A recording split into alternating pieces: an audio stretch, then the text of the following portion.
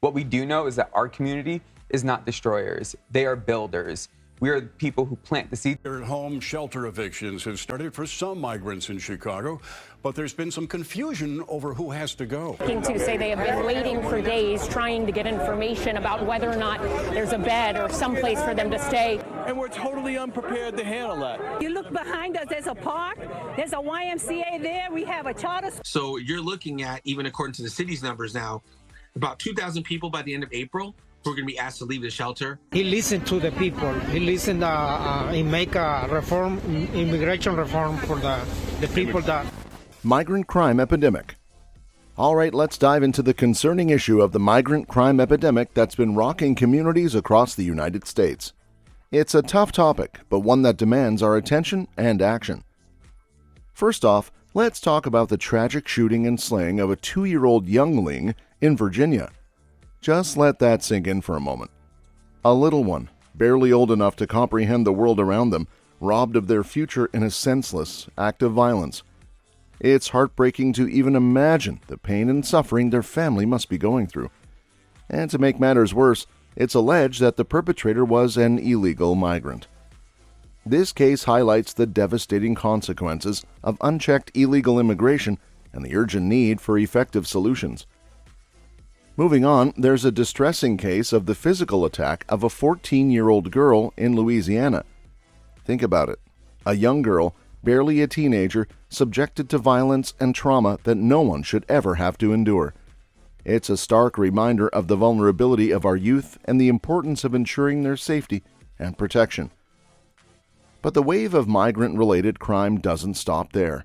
We've also seen reports of a 14-year-old being attacked and a man being stabbed during a robbery by a Honduran migrant.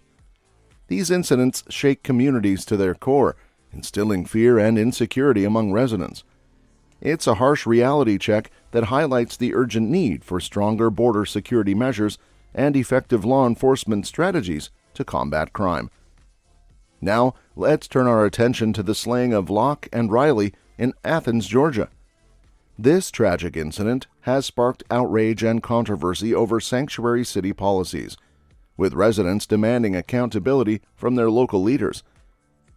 The idea of sanctuary cities, intended to provide refuge for immigrants, has come under scrutiny, as some argue that such policies may inadvertently create safe havens for criminals.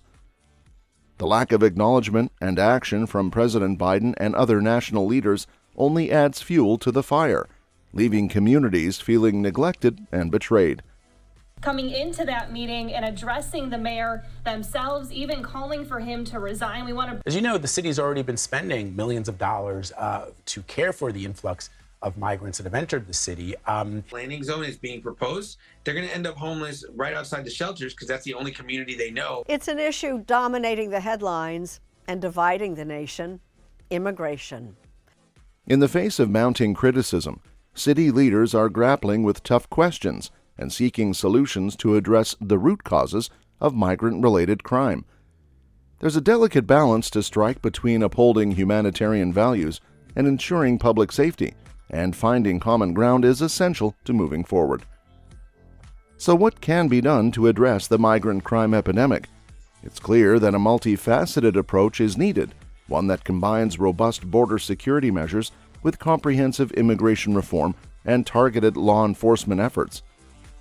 This includes improving coordination between federal, state, and local authorities, investing in community policing initiatives, and providing support services for both migrants and residents affected by crime. But perhaps most importantly, we need to foster open and honest dialogue that acknowledges the complexities of the issue while prioritizing the safety and well-being of all individuals. Nobody has ever seen anything like we're witnessing right now. It is a very sad thing for our country. Cooperation with ICE for those who commit felony dangerous crimes. Represent the beginning of a policy that the city announced last November, but repeatedly delayed because of the winter months. We don't know who these people are. They could be our enemies.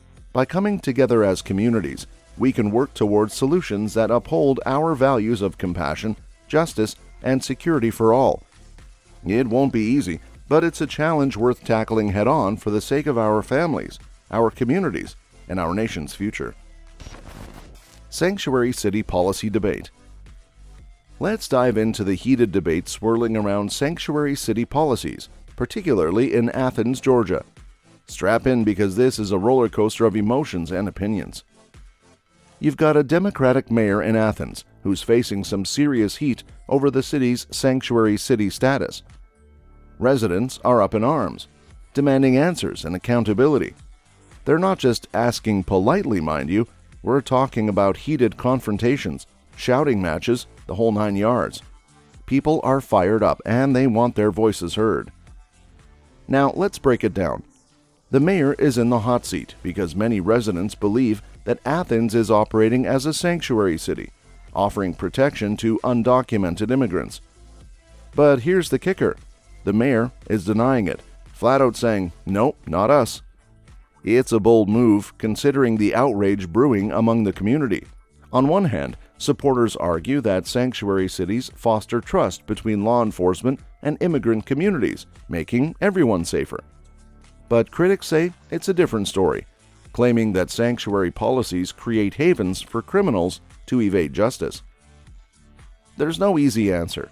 It's a complex issue with valid points on both sides. But one thing is for sure, the debate isn't going away anytime soon. It's like a pot of gumbo simmering on the stove. You stir it up, let it bubble, and eventually you gotta taste it to see if it's just right. We're having to create new space because we don't have any other space we can access in New York City. Getting the supports we need from the state and the city to also support people in that as well. Right. So it's not as simple as just saying you got to work from it. When they came to the States, what's the expectation, right? They have significant language barrier. It's not going to get any better. From this moment on, it's downhill. So where do we go from here? It's going to take some real talk, some honest conversations, and maybe a few disagreements along the way. But if we can come together as a community, listen to each other's perspectives, and find common ground, maybe, just maybe, we can figure this thing out. In the meantime, let's keep the dialogue going, keep the passion alive, and keep fighting for what we believe in. Because when it comes to our communities, our safety, and our future, there's no room for silence or complacency. So grab a seat at the table. The conversation's just getting started. Impact of immigration crisis. Let's zoom in on the financial strain hitting major cities like New York, Denver, and Chicago as they grapple with the influx of migrants.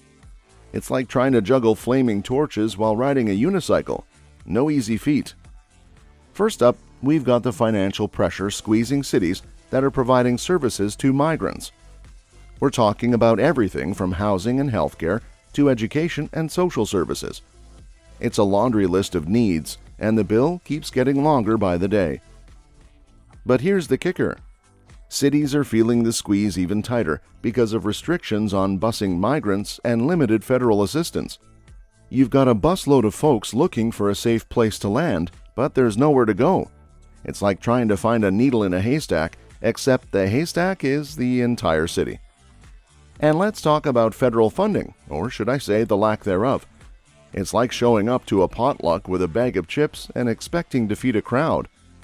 Mayor Eric Adams is feeling the heat, ordering all city agencies to slash spending in response to the skyrocketing costs of the migrant crisis. And let's not forget about the challenges in managing shelter stays and providing essential services to newcomers. It's like trying to keep a rowdy crowd of toddlers in line at a birthday party. Chaos at every turn. From finding beds to providing meals and showers, it's a logistical nightmare that cities are struggling to navigate. Where do we go from here? It's going to take some creative thinking, some tough decisions, and maybe a few sleepless nights. But if we can come together as a community, roll up our sleeves and tackle these challenges head on, maybe, just maybe, we can find a way forward. Well, Adams, in early September, said that this migrant crisis will, and I'm quoting here, destroy New York City. Winter are brutal. Putting migrants in the tent in such conditions is nothing short of inhumane. As the city aims to put an immigration shelter right there. What we do know is that our community is not destroyers. They are builders.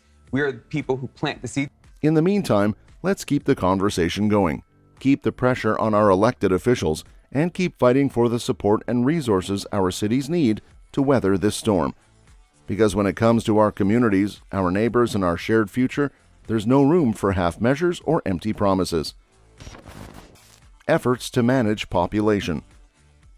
Let's delve deeper into Mayor Eric Adams' strategy to navigate the turbulent waters of the migrant crisis in New York City, armed with the insights gleaned from our earlier discussion.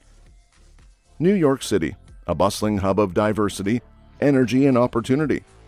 But beneath its glittering skyline lies a city grappling with the daunting financial strain brought on by the influx of migrants. Enter Mayor Eric Adams, stage left, ready to tackle this challenge head-on. Adams isn't one to shy away from tough decisions. He's rolled up his sleeves and implemented a series of cost-cutting measures aimed at mitigating the financial impact of the crisis. It's like trying to balance your budget after a shopping spree. Every dollar saved counts. From tightening city expenditures to reevaluating resource allocation, Adams is leaving no stone unturned in his quest to stabilize New York City's finances. But let's zoom in on one key aspect of Adams' strategy: reducing the per diem costs associated with sheltering migrants. Home shelter evictions have started for some migrants in Chicago, but there's been some confusion over who has to go. If that bill were the law today, I'd shut down the border right now and fix it quickly. For the mayor to lay out his initiatives regarding safety moving forward, but those protesters... The present migrant crisis is quite unprecedented. But Adams isn't just focused on short-term solutions. He's thinking long-term, exploring alternatives to traditional sheltering methods. It's like planting seeds for a future harvest, investing in sustainable solutions that will yield dividends down the line. From repurposing unused spaces to exploring innovative housing options, Adams is thinking outside the box to address the evolving needs of New York City's migrant population. So what's the verdict? Mayor Eric Adams is leading the charge with determination, resilience, and a steadfast commitment to the well-being of New York City and its residents. It's like navigating stormy seas. There may be rough waters ahead, but with Adams at the helm, there's hope on the horizon.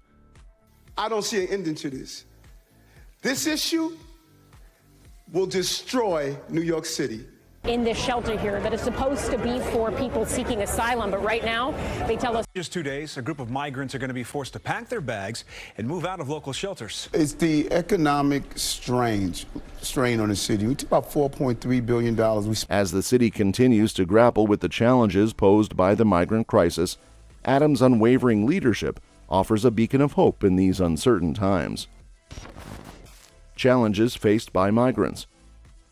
In the heart of New York City, amidst the hustle and bustle of urban life, lies a hidden reality: the struggles faced by migrants in accessing shelter and essential services.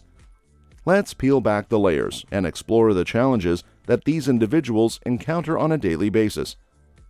Enter St. Bridget, a former Catholic school on the corner of East 7th Street at Tompkins Square Park, transformed into a reticketing center for migrants.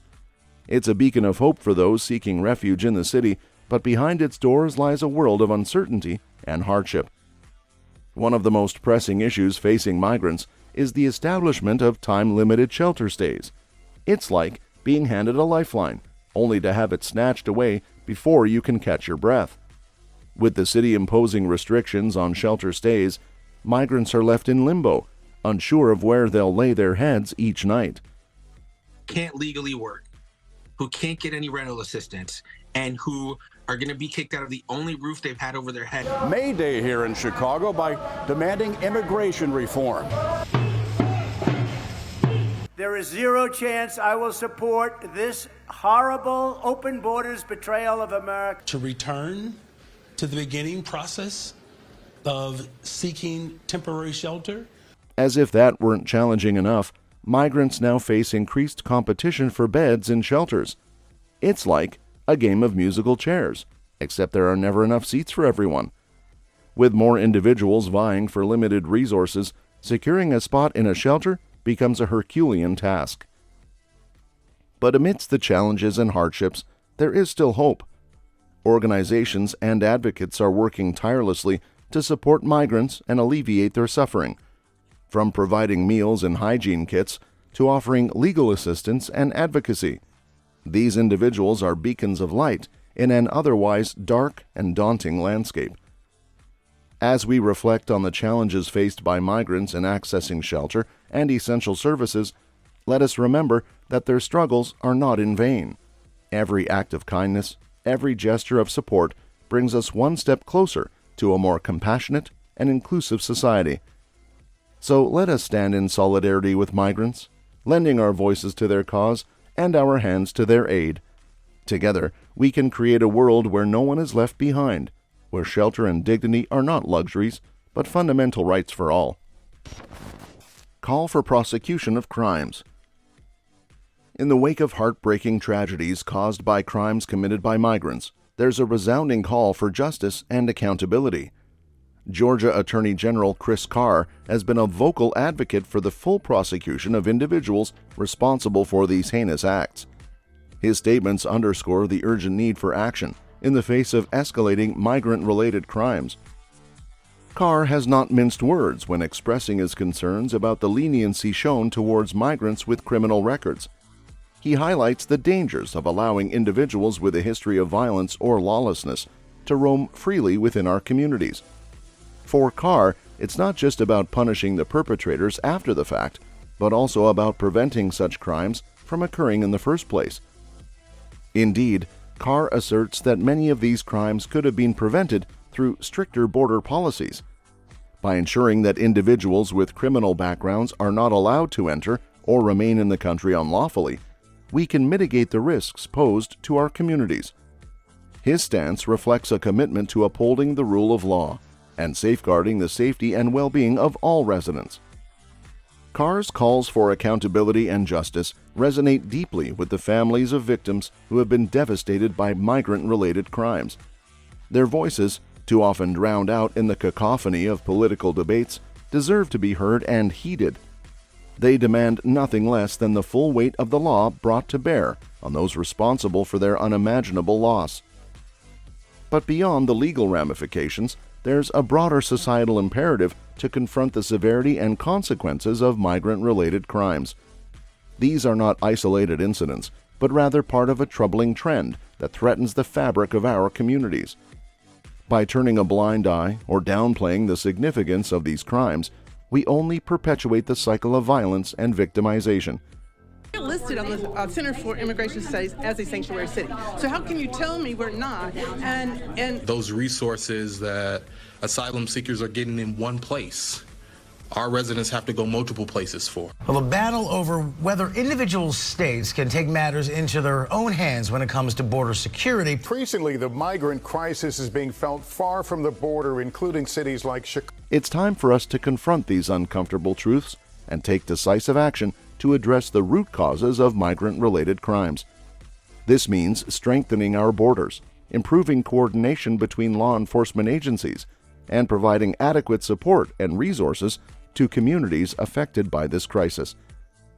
It also means holding accountable those who seek to exploit our immigration system for their own nefarious ends. In the end, the call for the full prosecution of crimes committed by migrants is not just about seeking justice for individual victims, but also about affirming our collective commitment to the rule of law and the safety of our communities. It's about sending a clear message that no one is above the law and that those who choose to commit crimes will be held accountable for their actions, regardless of their immigration status. Only then can we begin to heal the wounds inflicted by these senseless acts of violence and move forward as a more just and compassionate society. We have to figure out how we're going to localize the inevitable on the ground, but it's just another chapter in this battle between Texas and the federal government as the humanitarian crisis continues. There's been no legislation from this government that has created sanctuary city staff. Have multiple migrant shelters, and police telling us there was some kind of argument before these two attacks happened. Political response to crisis. The immigration crisis gripping the United States has stirred up a whirlwind of political reactions and responses from leaders at every level, from the streets of local communities to the hallowed halls of Washington, D.C. It's like a political circus, but with much higher stakes than your average big-top spectacle. At the center ring of this political circus stands President Biden, whose approach to the crisis has left many scratching their heads and others shaking their fists in frustration. While he's been busy juggling policy initiatives aimed at tackling the root causes of migration and beefing up border security, critics argue that he's dropped the ball when it comes to acknowledging the grim reality of specific incidents, like the recent shooting of a 2-year-old youngling in Virginia or the slaying of Lack and Riley in Athens, Georgia. But it's not just the president under the spotlight. Oh no, the political big top is crowded with a whole cast of characters, each playing their part in this high-stakes drama. On one side, you've got the right-leaning ringmasters, clamoring for a return to the good old days of Trump-era border policies and demanding changes to asylum processes faster than a lion tamer cracks their whip. These folks are not messing around. They're waving the banner of law and order, sounding the alarm about the dangers of unchecked migration, and calling for tougher immigration policies faster than you can say build the wall. We are seeing an increase in the number of migrants arriving at our southern border. Think they're going to commit a crime in this city. That's not acceptable. And that is what we're seeing. Biden administration is granting nearly 500,000 Venezuelan migrants temporary legal status that will allow them to access work permits. What we're doing is exacerbating a homelessness issue and creating more challenges that are then going to cost the taxpayer even more. But hold your horses, because there's another group of players in this political circus, and they're not so quick to jump on the anti-immigration bandwagon. These are the voices of reason, the folks who are urging caution in the face of heated rhetoric and political posturing. These are the migrants who have risked everything in search of a better life, only to find themselves caught in a web of political wrangling and bureaucratic red tape. They're the ones who are waiting in line at shelters, competing for beds, and struggling to access essential services like food and showers. They're the ones who are bearing the brunt of this crisis, and they're the ones who deserve our compassion and support. So as the political circus rages on, let's not lose sight of the human beings at the center of it all. Let's remember that immigration isn't just a political issue, it's a human issue, one that demands empathy, understanding, and above all, action.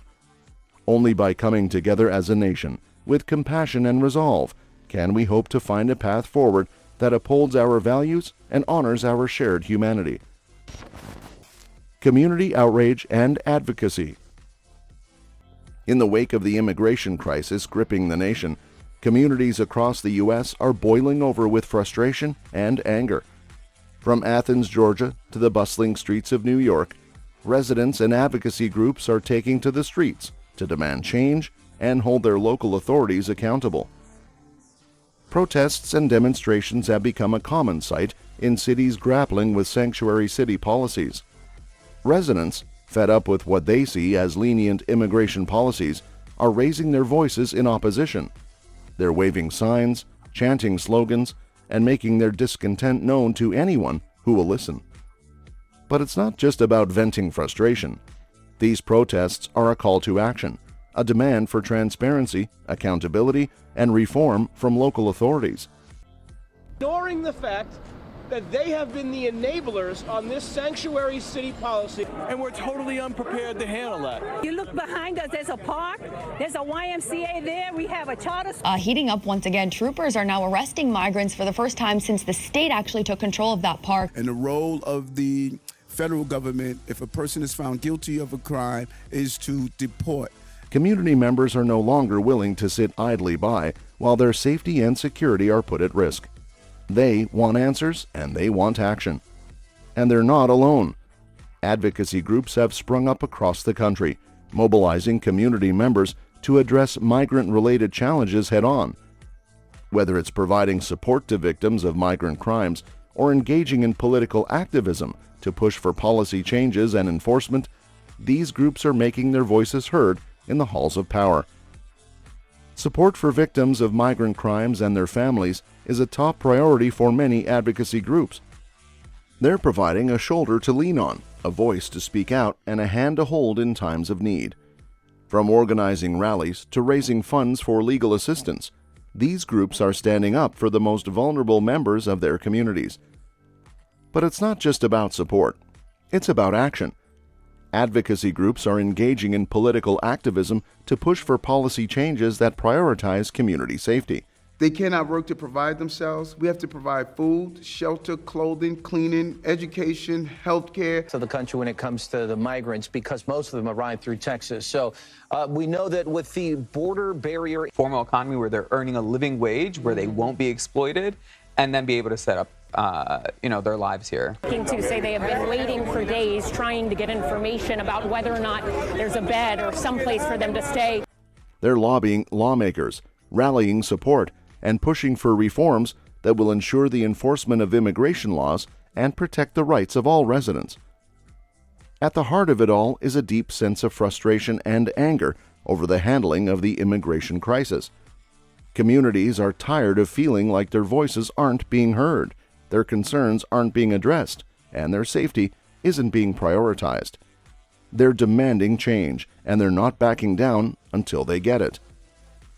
So as the protests continue and the voices of dissent grow louder, one thing is clear.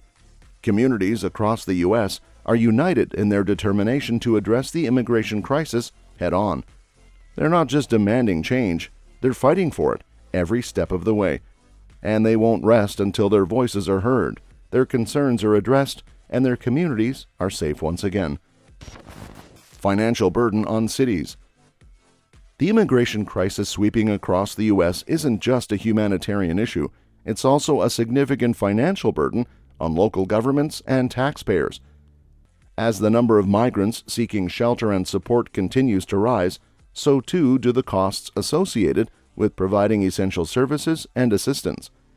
This financial strain is putting pressure on local budgets, challenging governments to find ways to balance their books while meeting the needs of their communities.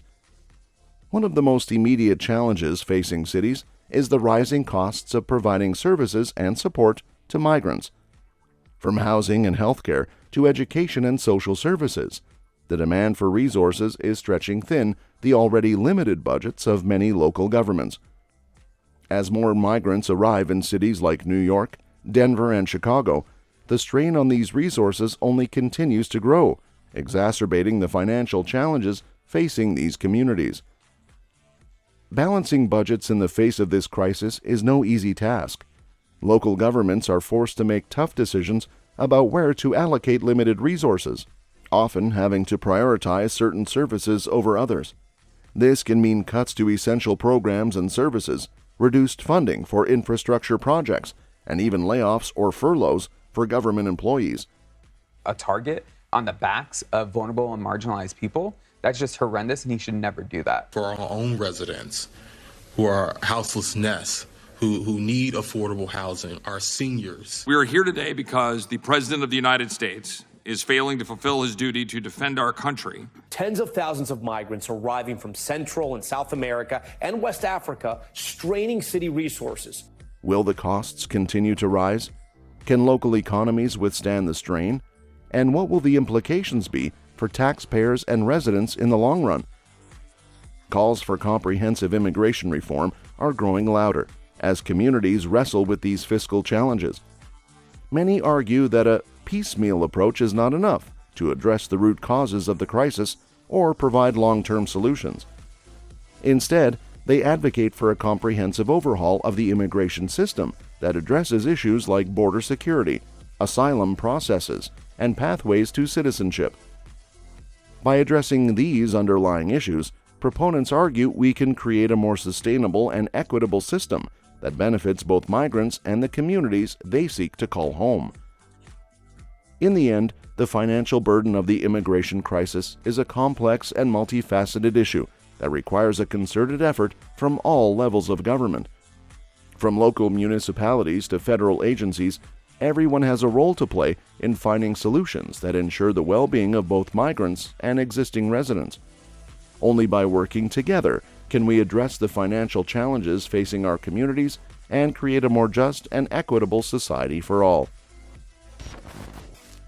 Public safety concerns arise. In today's world, the issue of public safety is more than just a topic for political debates or news headlines. It's a daily concern that affects each and every one of us. With the ongoing immigration crisis, these concerns have been amplified, raising questions about the safety and security of our communities in the face of increased migration. Imagine turning on the evening news and hearing yet another story about a crime committed by a migrant in your neighborhood. Maybe it's a case of theft, attack, or even a violent incident resulting in injury or loss of life. Regardless of the specifics, the impact is the same: a sense of unease and vulnerability creeping into our daily lives. For many residents, these incidents are more than just isolated events. They're a stark reminder of the challenges our communities face in ensuring public safety. It's not just about the crimes themselves, but also about the broader implications for our neighborhoods, our families, and our way of life. In response to these concerns, advocacy groups and community organizations have sprung into action, demanding transparency, accountability, and reform from local authorities.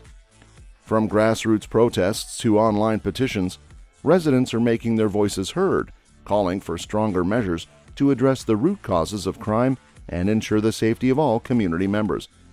Making sure that we tie all our publicly accessible cameras and those private cameras that have engaged with us. Residents tell us that they're overwhelmed by the idea of it. Just moments ago, this place was packed with hundreds of protesters, thousands. Has hurt us, and where the White House needs to make adjustments. So you're looking at, even according to the city's numbers now, about 2,000 people by the end of April who are going to be asked to leave the shelter. At the heart of these efforts lies a deep-seated desire for justice and fairness. No one wants to see innocent people victimized or communities torn apart by crime. That's why residents are banding together, pushing for policies and initiatives that prioritize safety and security for everyone, regardless of background or immigration status. But it's not just about pointing fingers or assigning blame.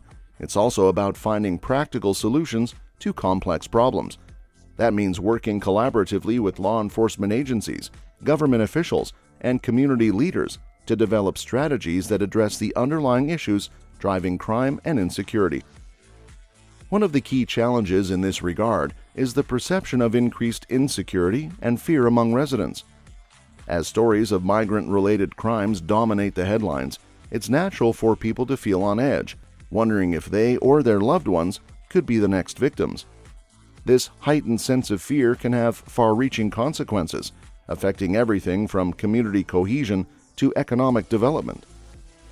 And so on, and allow the entire world to access those benefits is just mathematically impossible. Comes as New York City deals with its own unprecedented influx of asylum seekers. Today to address the ongoing crisis at our border. When President Biden took office in January 2021, they say they're looking at this situation. They know this is not the best New York can do. This is not the best the United States can do. To combat these concerns, it's crucial for authorities to take proactive steps to prevent crime and protect vulnerable populations. This includes investing in community policing initiatives, increasing resources for mental health and addiction services, and providing support for at-risk individuals and families. Collaboration between federal, state, and local agencies is essential to ensure that everyone is working together effectively to address public safety challenges.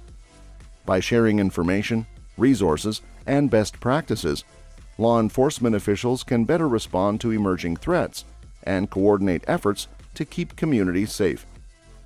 Ultimately, the goal is simple: to create neighborhoods where people feel safe walking the streets, younglings can play outside without fear, and families can thrive without constantly looking over their shoulders. It's a goal that requires commitment, cooperation, and compassion from all stakeholders, but it's one that's well worth pursuing for the sake of our collective well-being. Policy debates and solutions. In the ongoing debate over immigration policies, one of the most contentious issues revolves around sanctuary city policies and their effectiveness in addressing the root causes of the crisis. On one side of the argument, proponents argue that sanctuary cities provide vital protection for undocumented immigrants, allowing them to access essential services without fear of deportation. They emphasize the importance of upholding humanitarian values and protecting vulnerable populations, regardless of their immigration status.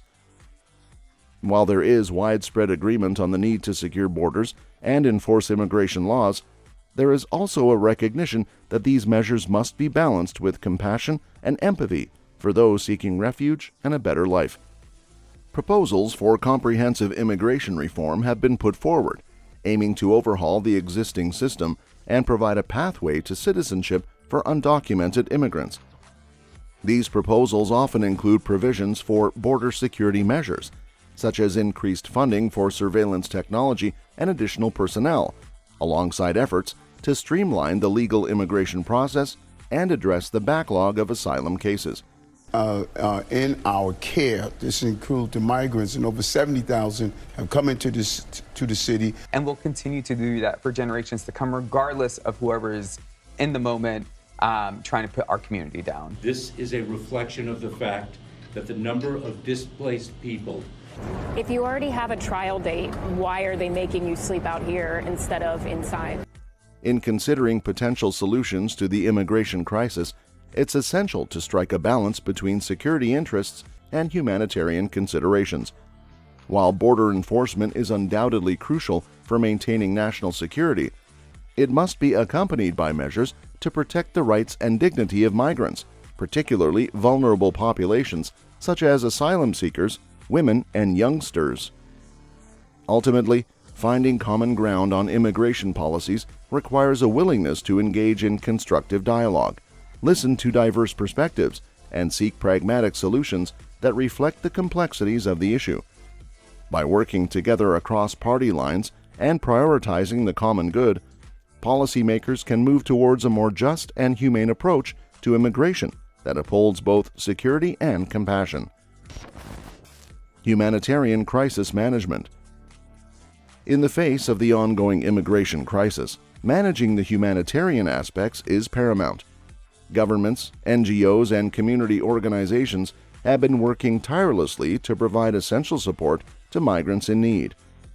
Helping migrants successfully integrate into their new communities not only benefits the individuals themselves, but also strengthens the social fabric of society as a whole.